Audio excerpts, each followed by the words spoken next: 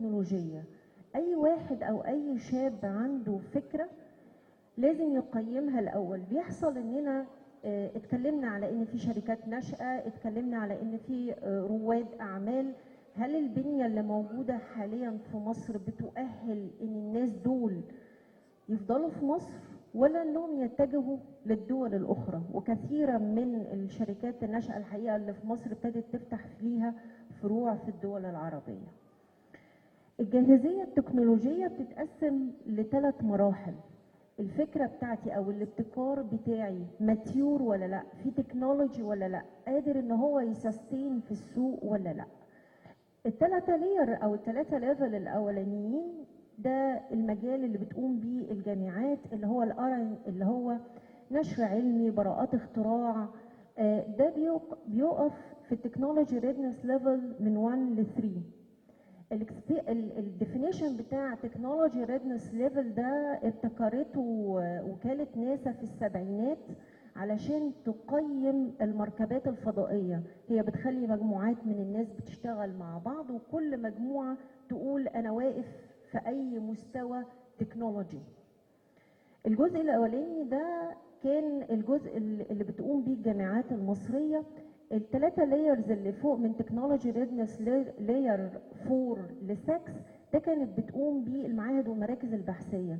ازاي يبقى عندي بروتوتايب، والبروتوتايب ده يحاكي البيئة اللي بيعمل فيها الجهاز. وليكن عندي جهاز يشتغل في المصانع، أنا في المرحلة الأولانية بشتغل على المعمل، ثم بعد كده باخد النموذج بتاعي واشتغل فيه في المصنع. لو أخدت النموذج بتاعي وركبته في المصنع واشتغل، أبقى أنا وصلت لتكنولوجي ريدنس ليفل 7.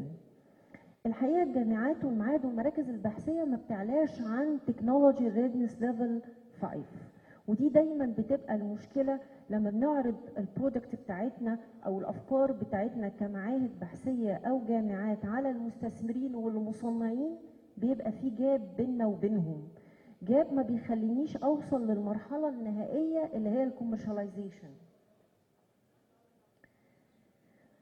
في اكسبريشن معروف بره قوي اسمه الفاليو اوف ديث. البرودكت بتاعي بيموت بسرعه قبل ما بيشوف النور. المعاهد والمراكز البحثيه والجامعات بيقفوا عند مستوى التطوير. طبعا حضراتكم عارفين انا عشان انشر بحث او علشان اخد براءه اختراع بتكلف مبالغ طائله جدا. البحث حاليا ما بيقلش ما بين $800 ل $1000. إذا ما كانش في جهة معينة بتدعم الجزء ده أنا مش بقدر أكمل. وما ينفعش صناعة دلوقتي تقوم في العصر اللي احنا فيه إلا وهي مبنية على تكنولوجي. فالحقيقة في جاب ما بين من أول كلمة بحث ده صاحب الفكرة لحد كلمة تحقيق الأرباح دي الصناعة. دايما عندنا جاب في الفاليو اوف ديث بتموت. احنا محتاجين حد ياخد بايد الفكره من البحث والتطوير لتوصيلها للصناعه. الحد ده بيكون مين؟ عندنا بعض النماذج اللي طلعت في من اول 2013. عندنا نوادي رياده الاعمال الاي كلابس. الاي كلابس هي نوادي موجوده في الجامعات وبعض سواء الجامعات الخاصه او الحكوميه. دي بتدي اويرنس، معرفه مبدئيه برياده الاعمال، بتتلخص في ورش عمل، دورات تدريبيه، وجلسات ارشاد. ظهرت بعدها الانكيوبيتور او التكنولوجيكال انكيوبيتور. دي بتبتدي تاخد الفكره سواء بقى شاب يعني مش لازم ان هو يكون خريج جامعه، ده في ناس كبار وقد يتجاوزوا ال50. احنا انشأنا شركات لناس عندهم 55 سنه. بتاخد الفكره وبتحولها لشركه ليها سجل تجاري وبطاقه ضريبيه. الحاضنات التكنولوجيه بتدي دعم مالي بيتراوح من 300,000 ل 500,000 از ماكسيمم. بيطلع بعدها شركه ناشئه. تيجي بعدها مسرعات الاعمال، هم اقل في مصر شويه. مسرعات الاعمال انا انشأت شركه لكن لسه ما دخلتش السوق، محتاج دعم مالي كبير. بنتكلم بقى في مليون، 3 مليون، 5 مليون. وده هنا بيخش معايا مستثمر وبيخش في ايكويتي في او حصه في راس المال. كل الكلام ده كله لو دمجناه مع بعض وحطيناه مع بعض في جهه واحده تطلع المدن العلميه. المدن العلميه هو ايكو سيستم متكامل بيجمع رواد الاعمال بالحاضنات بالشركات الناشئه بالمصنعين بالمستثمرين بالشركات الدوليه كمان في مكان واحد.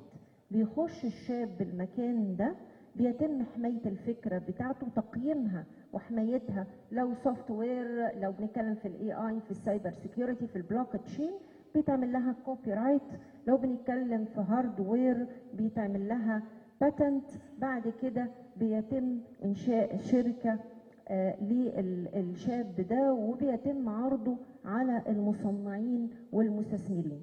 اكزامبل للمدن العلميه في مدينه علميه في ستانفورد. المدن العلميه ليها فليفر معين او ليها كاركتر معين.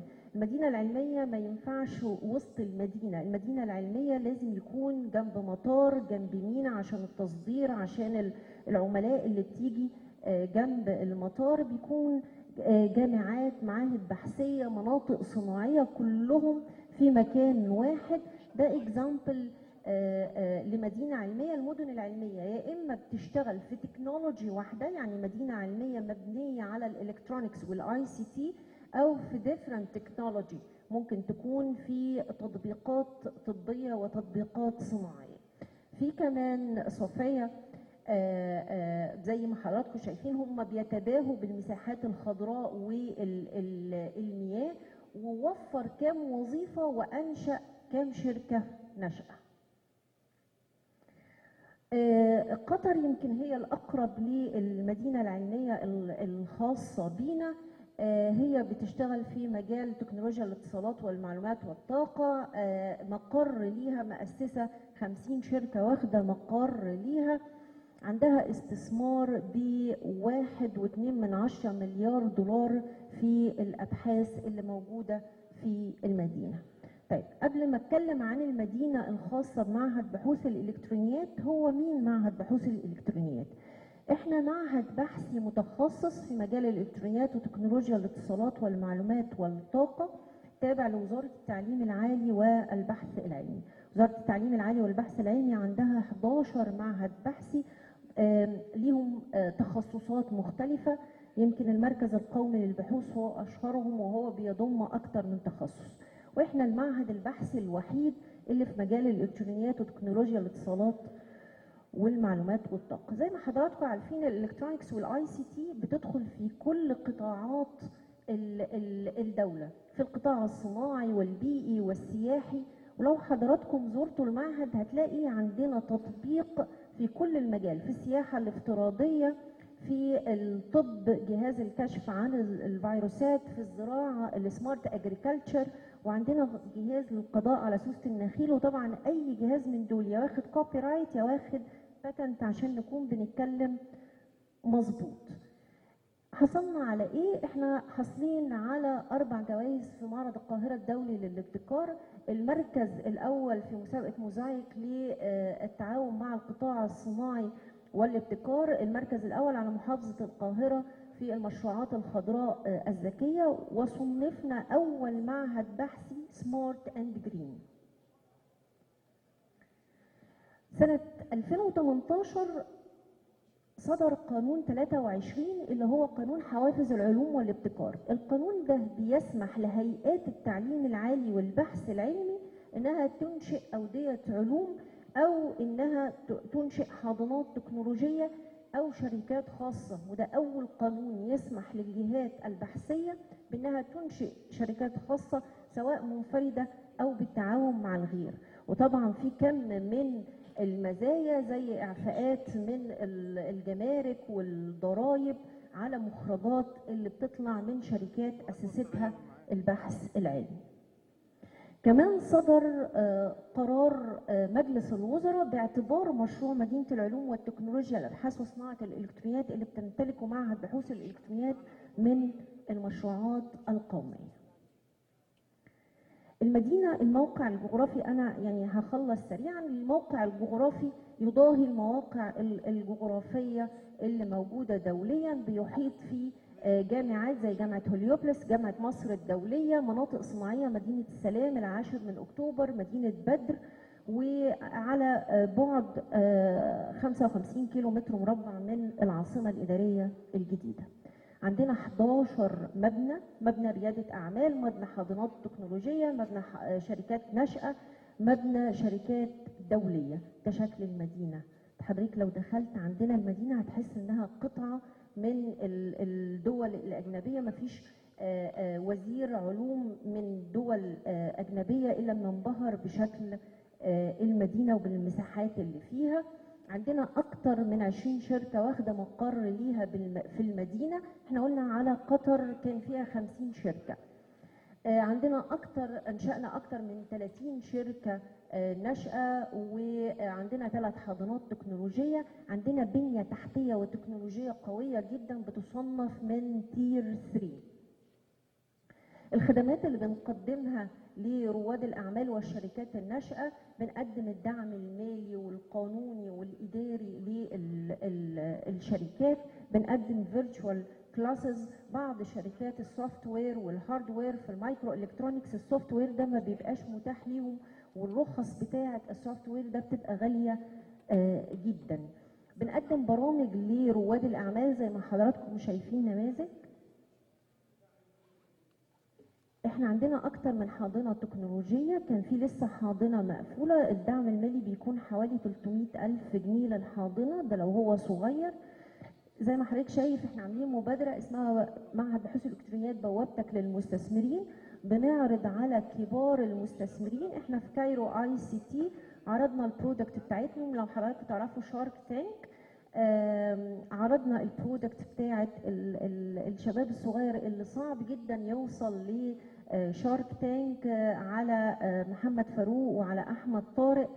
كان بسهوله جدا من خلال المدينه بيقعد ويشرح لي التكنولوجي اللي هو اشتغل فيها، وهم كانوا ويلنج جدا ان هم ينفستوا في اكتر من مشروع عندنا. دي بعض من الشركات الناشئه. خليني هاخد اكزامبل ارف بوكس بس. ارف بوكس كانت شركه ناشئه في 2019، ليها خط انتاج دلوقتي في الهيئه العربيه للتصنيع في مصنع قادر، وبقت تصدر لبره. ده نموذج. احنا عندنا مبادره، يعني 2 سلايدز موجودين، مبادره لتوطين تكنولوجيا صناعه الالكترونيات والمعلومات. المبادره دي من 5 محاور، بتبدا من الاويرنس بالتكنولوجي، يعني ايه بلوك تشين، يعني ايه ارتفيشال انتليجنس. بعد كده بتاخد بقى تدريب، سواء تدريب قصير مده قصيره للمعرفه العامه، او منح لتاهيل لسوق العمل بتمتد ل3 شهور. بعد كده محور البحث والتطوير والتصميم. يمكن زي ما قال دكتور هشام فاروق في كلمته، عندنا اكتر من 28 معمل متخصص ومعترف بيه دوليا. وجايبين النهارده النظارات الفيرتشوال رياليتي، لو في البريك حابين حضراتكم تشوفوا المعهد كله، تقدر تشوفه فيرتشوال من خلال النظارات. المدينه العلميه، المعامل كلها، وبعض المعامل اللي بتشتغل بالسوفت وير تقدر تاكسس السوفت وير من الخارج. المحاور المبادره، الفكر بتاعها ان انا باخد عدد من الشباب، بطلع في النهايه لمخرجات ذات قيمه مضافه في الدوله. لينا شركاء كتير، وبنرحب بأي شريك من القطاع الخاص، من القطاع الحكومي، او من مؤسسات المجتمع المدني. دي الكيو ار كودز للخدمات اللي بنقدمها، سواء دورات تدريبيه او منح للخريجين او دعم الافكار التطبيقيه او اي خدمه اخرى. بشكر حضرتك.